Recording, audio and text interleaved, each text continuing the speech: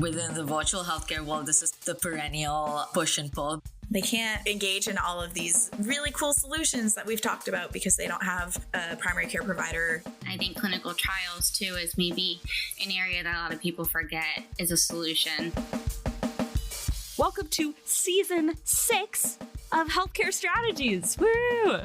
Get excited because we have some great conversations coming for you this season. And we are going to start it off with a bang. 3 of our Xtelligent senior editorial staff members sat down to discuss one of the most influential and prevalent topics in the healthcare system today: chronic disease prevention and management. Alivia Kaylor, Anuja Vaidya, and Sara Heath covered a lot of ground in this episode, so buckle up. Also, listen all the way to the end to potentially hear yourself name dropped if you left us a review on one of the major podcasting platforms.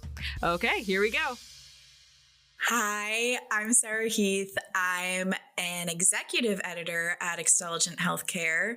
I write for our patient engagement site. Hello, I'm Anuja Vaidya. I'm a senior editor at Xtelligent Healthcare, and I write about virtual healthcare. Hi, my name is Alivia Kaylor, and I'm senior editor of Pharma Life Sciences. I obviously cover pharma and life sciences. Cool. So I will jump in here to start because we're talking about chronic disease management today. And I feel like most of us can agree that the patient activation and engagement part of that is important to every aspect of how we treat chronic illnesses. Mm-hmm. So I want to start by talking about patient education with their treatments, because most of the time they're getting their treatments or taking their treatments at home on their own. So that is use of medications, as well as why it's important to take your medications, what you can expect from taking your medications. Ditto for any like digital therapeutics that they might use and how that's super important. I think it's really important for there to be some clinician-led patient education at the point of care. Mm-hmm. There's a lot of data showing that nurses can be super effective in this area.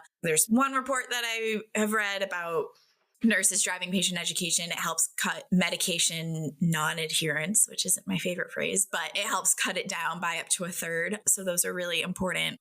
I do think that things get a little bit sticky with different social determinants of health because those affect a patient's ability to engage with their care. Where I'm most passionate about social determinants that affect a patient's ability to engage with their care or be educated, I'm using scare quotes with that, with their care, is the idea of the digital divide. Mm-hmm. Because healthcare is so digitized now. If you don't have the smartphone that allows you to ask your doctor questions, or if you don't have access to the digital therapeutic, or if you don't have the digital health literacy to engage with either of those tools, I feel like those get really in the way. I definitely think that within the virtual healthcare world, this is the perennial push and pull, because on the one hand, you have all these amazing new technologies and innovative remote patient monitoring devices and telehealth and digital therapeutics that can really improve specifically chronic disease management, just because of the fact that it can deliver data in real time to clinicians who can use that to make treatment decisions on the fly without waiting for patients to come back in and give them that data a few weeks, a few months in, which is amazing. So all great things for chronic disease management. But with digital divide, like you said, it just becomes that much more important for clinicians to make sure patients are actually comfortable using those devices and know how to use them and are able to deliver accurate data. Because if patients are confused, then the quality of data they are sending over may not be great, which in turn obviously doesn't do anything good for chronic disease management.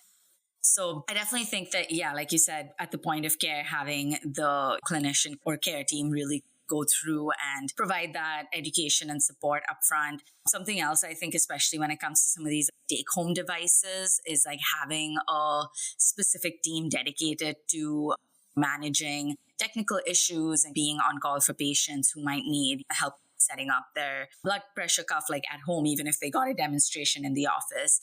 And then we have a couple of companies entering the space to fill that niche. So one I think is really interesting is that Best Buy Health, which is obviously retailer turned health division situation, they are really positioning themselves as being that niche. So they have Current Health, which is a remote patient monitoring company.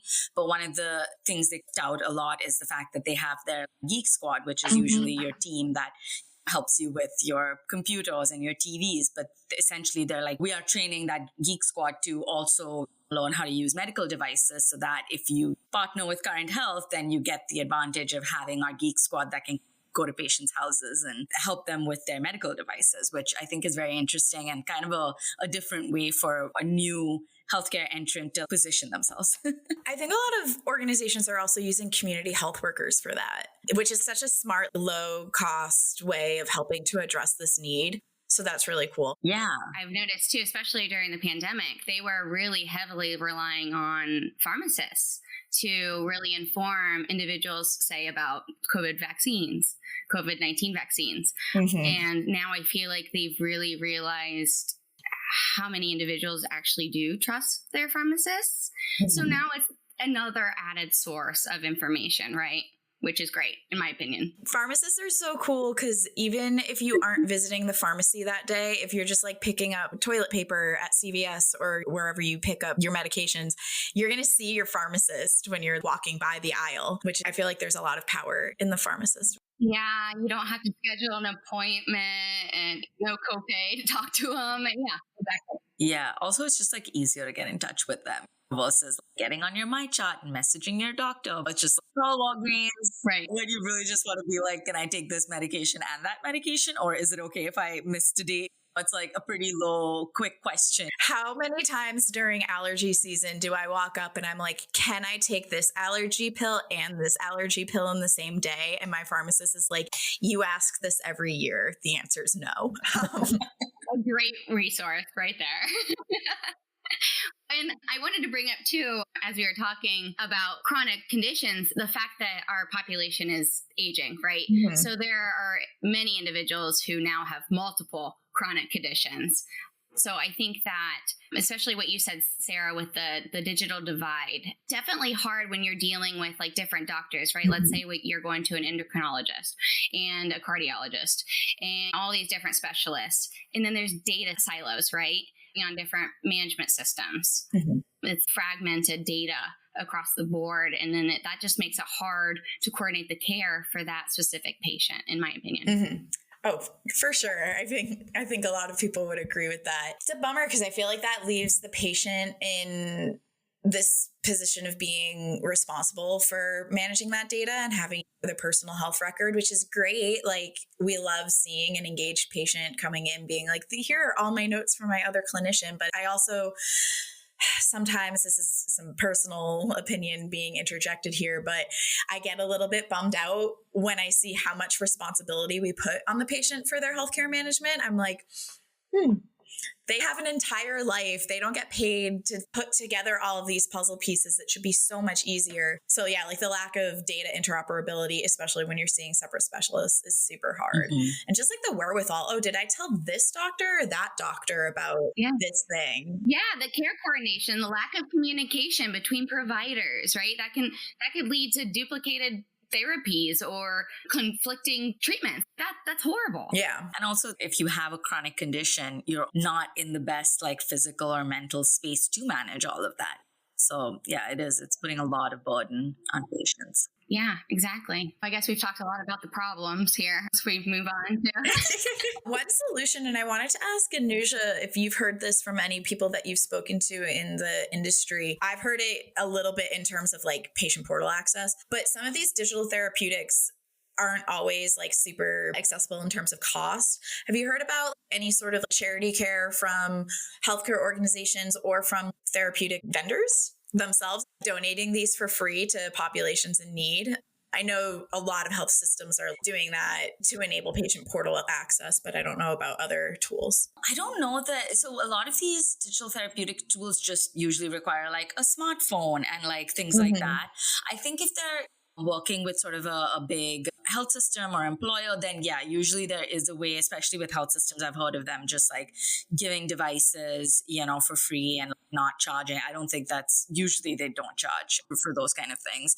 It does create a bit of a barrier because I do know that especially for like RPM programs, patient eligibility becomes really important. And part of what they look for is, do you have access to the internet? Do you have access to a smartphone? And unfortunately, with some health systems, especially the ones that don't have the resources of a really big multi-state one. It could just be that they just don't take those patients into the RPM programs, especially right now where they're just trying to prove efficacy and prove that it works and to get payers to just even pay them to offer it before they can begin. Yeah, so definitely a big need that needs to be filled, but I'm not seeing a lot of movement there right now. Mm-hmm. I do think if we want to add a silver lining to that, at least health systems, through asking their patients about broadband, they can collect that information and go back to the state and be an advocate and be like, hey, like this region of the state, we have all this data that they don't have broadband. So what can you do about that? But because health systems are so huge, jobs creators, we all know that, they do have a little bit of leveraging power there. So that could be like a little silver lining, even though there are definitely some access gaps. I have a question, actually, I wanted to ask both of you. You guys are obviously aware of Alexa. Mine's probably going to start talking now. And these kind of AI communication devices. I've heard that they are starting to put this in hospitals so that the patients can ask for certain things so that it lessens the burden on a nurse. Maybe it was a question that technology can answer, and now the nurse no longer has to come into the room after the button's called, and that can save so much time over the course of their day, right? Have you talked to anybody who has used anything like that? I haven't talked to anybody. I remember it being kind of splashy news of Amazon is like adjusting their Alexa devices so that they can be used, making them HIPAA compliant, like things like that. Right. But on an offshoot of that, what I have heard about more recently is like ambient listening technology. So an offshoot of remote patient monitoring, where essentially it's technology that is put in patient rooms that just picks up sounds and gives care teams information. So for example, if a patient has a fall, like things like that, or if like their breathing is not sounding okay, like things like that, it can pick up and give that information and then have nurses come in and check and things like that. Right. I think there's definitely more room for improvement for maybe upgrading some of those hospital systems, making it more user-friendly for the patient to get information instead of just really the only information you can get as a patient in the hospital. You have to push a button to talk to a healthcare provider, right? Unless you shouldn't get up out of the bed and go try to find somebody. They recommend you not do that. So like, I think that having these other types of systems to provide help may actually reap pretty big rewards, in my opinion. Even think of all the things that you might want to ask that don't have any, I know we're talking about chronic disease management here, but don't have anything to do with your clinical care. Hey, I don't know how to order my lunch. And that's like kind of a stupid reason to click your nurse call button. But if you can't figure out how to use the system in your room, it might be helpful to have an Alexa companion and be like, hey, can I just order whatever food is on the menu? Or, oh, I can't get the TV to turn on and I've been here for 2 days, so I want to watch it. Right. Yeah. All of those low level things are probably like the best application of those types of tools for right now. I don't know if we necessarily want, just in terms of like proof of concept and sophistication, I don't know if we need patients to be asking the most sophisticated healthcare questions to these tools, but there are so many low-level non-clinical needs that probably could be met, and that then frees up your care team to actually address the harder things, including patient education, which a lot of people say, I don't have time to do it, which is very fair. So it definitely all adds up to the same end goal, I would say. Absolutely. Shall we move the discussion to prevention now? Okay. Obviously, we talked about some of the more challenging aspects of remote patient monitoring and telehealth, but they are really, really incredibly useful tools to prevent and better manage, I think, chronic diseases. Obviously, the data aspect is huge. The ability of patients to just connect with their providers, even in like kind of spaces that maybe you wouldn't generally think that they could be useful. One of the more interesting use cases that I've come across in the past few years is using remote patient monitoring and telehealth in cancer care, which is not really something I thought would be possible, because when you think cancer care, you think chemotherapy and things that you actually have to physically be present for. But where a lot of hospitals and health systems are now using telehealth, even just simple audio-only telehealth, literally just a phone call to manage symptoms. And that is apparently really, really helping in reducing patients coming into the ED once their symptoms have already worsened to the point that they need emergency intervention, especially because with cancer care, you just don't know how any patient is going to react to any different treatment. And once you get the treatment, you go home. So just having a nurse call in or a way for the patient to reach out to be like, I'm having this symptom. Is it okay? What should I do? And they can manage it virtually versus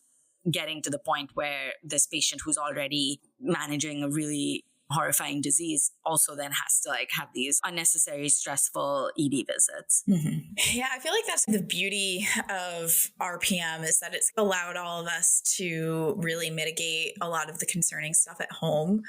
And I'd be curious to hear what you've heard, Anuja, how RPM can be used even just in patients who don't quite have a chronic diagnosis, but they're pre-diabetic, for example. How much are we using RPM tools to flag where they are and make sure that they aren't sliding right into full-blown diabetes? Because these resources are also scarce and reimbursement for them are also scarce. So like in terms of risk stratification, are we really using them on pre-diabetic people? But is there also like a ton of potential there?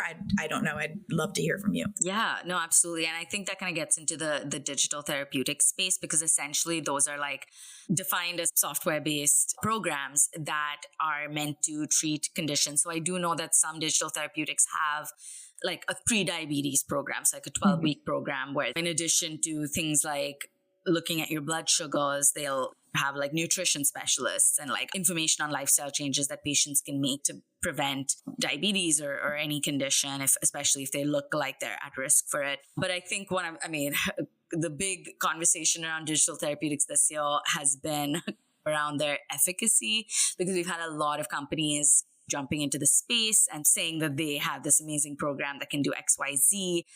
And thus far, there hasn't been too much on the investigative side of, does this really work? Or it's just all exciting ideas. But then earlier this year, there was a report by the Peterson Health Technology Institute, PHTI. They basically had a report that said that there are some very prominent diabetes programs that aren't showing clinically meaningful results. I think this goes to this idea. I know Olivia and we've talked about this a little bit of having the devices, like, for example, taking diabetes, you have CGMs that are proven to be extremely effective and helpful that are a part of these programs. So what's the misstep? Why aren't they being used as effectively? So we have these programs, we have these devices, but I think making sure that they are actually effective and not just a great idea is going to be the next step in this arena. Yeah, absolutely, Anuja. And I want to flip the conversation on the more proactive side, leaning away from the devices, just because I feel like we definitely need to highlight the importance of screening, right, for prevention. I'm not sure we can prevent any type of disease if we're not being proactive and trying to treat it in early stages, right? Obviously, screening's controversial the same way. Do these devices actually provide the benefits that these companies are touting? We are all pretty much aware that pap smears, right, cervical cancer screenings, they work really well. Depending on the study, they can cut cervical cancer cases and deaths by at least 80%, which I think that's great because they're not that expensive to do. However, on the flip side of that, like I said, they're not that expensive to do if you're insured. Right. The numbers sadly drop when you look at the uninsured individuals because they're not going in for those preventative screenings like an insured individual would. Even like some workplaces, right, will have, it's probably more common amount, like higher earning individuals, but their companies will have like health days where they bring in a health organization and they're checking blood pressures. They're doing small screenings, not like in-depth invasive screenings, but still they're getting that through their employer for free during work. Uninsured individuals don't get that. And something that I thought was actually pretty alarming was there was an article, I believe it was the Georgetown University Health Policy Institute, and they were talking about the importance of screening for chronic diseases like cancer, heart disease, diabetes, things that we've all been talking about here. And for instance, in 2015, only 41% of adults were screened for colorectal cancer, with just 15% of uninsured people getting screened. So that's 41% compared to 15%. So you can see that the numbers really dropped down. Breast cancer screenings, those were common, with 20% of women aged 50 to 74 getting mammograms. But again, that dropped to 38% when you looked at the uninsured women. 72 compared to 38%. That's crazy. Obviously, we can't solve the insurance problem today. We're not going to try to do that on this podcast. I wish we could. But people with insurance are obviously more likely to get screened. That's the moral of the story here. But significant gaps still exist, though, even in rural and low income areas. So I think that that's where maybe some of these telehealth devices, these remote patient monitoring, improving the access may help in these areas. But again, I don't know if it's going to help if people aren't being insured. Even beyond not having insurance obviously has to cover the initial screening. Your mammogram is free. But if you get, first off, how many patients know that? But if you have an irregular result, the follow-up tests aren't always covered by insurance or entirely covered by insurance. So a lot of people aren't taking the first test because they're like, what if it's irregular and then I have to take the second test and I don't have the money for it, or they don't go in for the second test. There's also a lot of data about people who just don't really want to engage with the emotional toll that cancer screening could have. I know I've read a bunch of op-eds about people are still scared out of their minds about cancer and they're not screening themselves for it. So definitely a hard thing. And then the last little thing that I'll throw out there is people might even know that the screening is good for them. They might know that it's covered, but they're like, I just don't trust healthcare. Haven't had good experiences. My family member didn't have a good experience. I just don't want to go in. And so I think we need to also be working on ways to show the public that healthcare is here to make you healthy and feel good. Definitely an uphill battle, but I think we'd be remiss to say that there are some people who just, for very justified reasons, are just very iffy on healthcare as an institution. Right. It's alarming from my standpoint, just especially because I'm sure you guys have heard about the rising cancer rates around younger adults, those aged between 18 and 49. That's terrifying because those individuals would be the key demographic to go in for those pre-cancerous screenings, right? And if they don't trust a doctor, they're not going to go in and get those screenings, and they're not going to catch their chronic illness in the early stages like they should. And that's going to cost them financially, physically, emotionally, which is, I think, really sad. I think this dovetails really well into a conversation about care access, because what was also ringing around my head throughout all of that is the idea of having a usual source of care, which is so critically important in terms of even just getting your physical, but also those preventive screenings or having a doctor to turn to help you manage your chronic illness. There's 100 million people who don't have a usual source of care in the country, which that number is wild. Here's the lead from something that I wrote in February 2023. A third of healthcare consumers are being left susceptible to public health threats and complications from untreated chronic illnesses as the U.S. stares down primary care access problems. And the headline was 100 million people lack primary care access or a usual source of care. These people face some kind of primary care access barrier, and that includes rural hospital closures and a primary care provider shortage. So they can't engage in all of these really cool solutions that we've talked about because they don't have a primary care provider or usual source of care to help coordinate all of that for them. Yeah, I think that kind of gets to the heart, I think, of everything we've been talking about, is that there are solutions. There are great, intelligent people working on solutions, but there's just such a chasm between the solution and the person that it could most help. There's so much between those two entities, but until we figure out a way to bring them closer and get those solutions in the hands of the right people, yeah, I don't know. It's sort of a little bit, what is the point of this innovation if it's not actually doing anything? I think that's where maybe we were talking about digital devices and not having internet. I think clinical trials too is maybe an area that a lot of people forget is a solution. For example, if you have an illness and you want to join a clinical trial, the clinical trial involves a tablet or, some type of internet capable device, they will provide that for you. They also have to provide you with internet. They have to be able to get good data.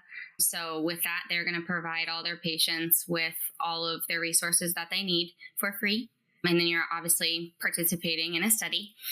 The catch-22 is if you're in the placebo group, I am so sorry, you probably won't be receiving treatment. Mm-hmm. However, you are, like I said, it's progressing science, and you then, at least if the treatment plan does work, those results will come out of that study that you participated in. Mm-hmm. And then you can reap the benefits on that. Back when they did the aducanumab, I butchered that, dementia, Alzheimer's disease trial, I remember some people were just going to the trials just hoping that they would not be in the placebo group and would receive treatment because it was so expensive. They would never, ever obtain that drug unless they were in a clinical trial. And then in that case, if you do get the placebo group, then fine. It's sad, but it's science, man. That's showbiz, baby. Yep. You mentioned Alzheimer's. I need to give my flowers to caregivers of people with chronic illnesses.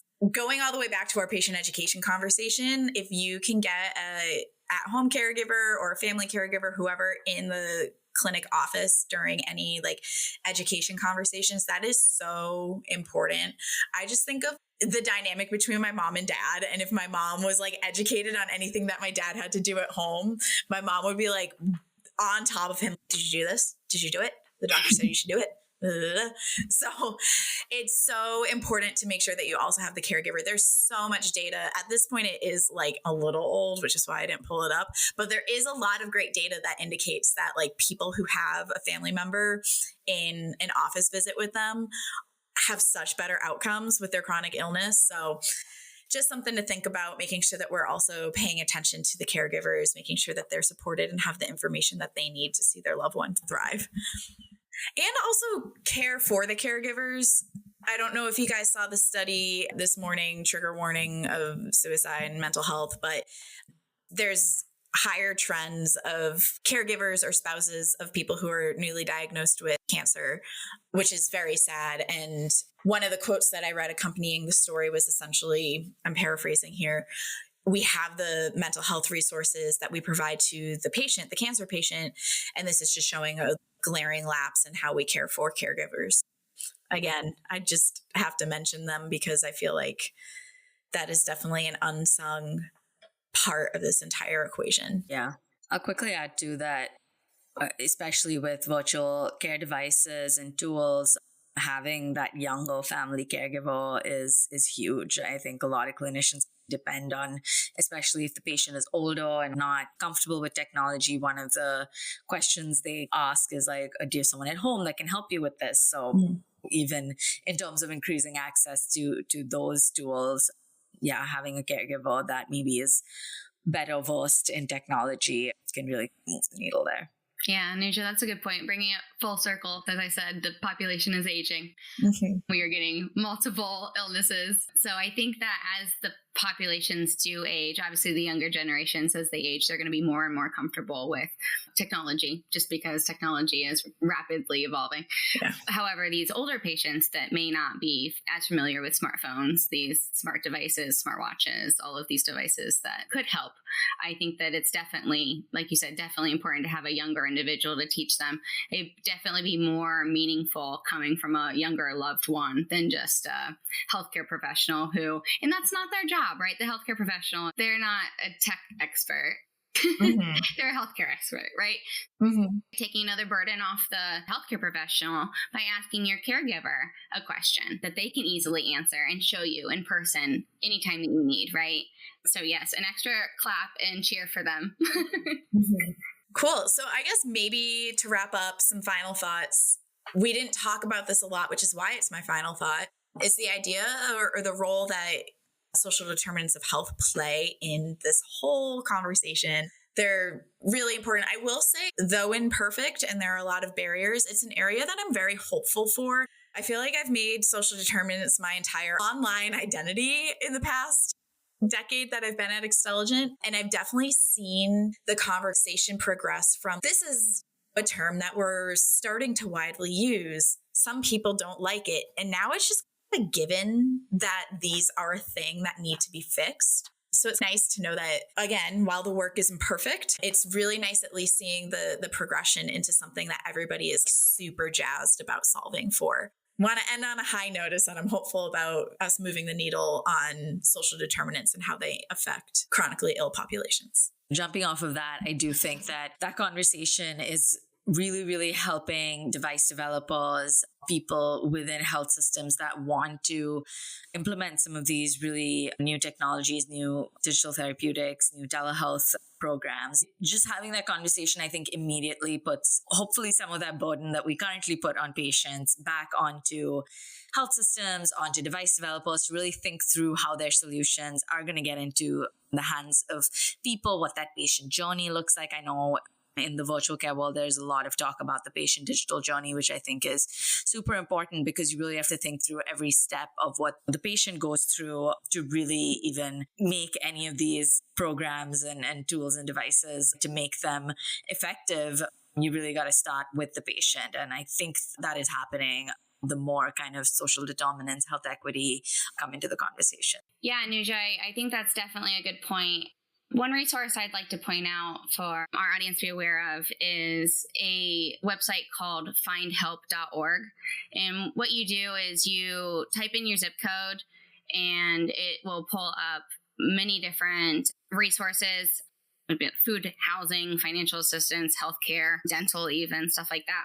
But I wanted to definitely let our audience know that this is here for literally everyone.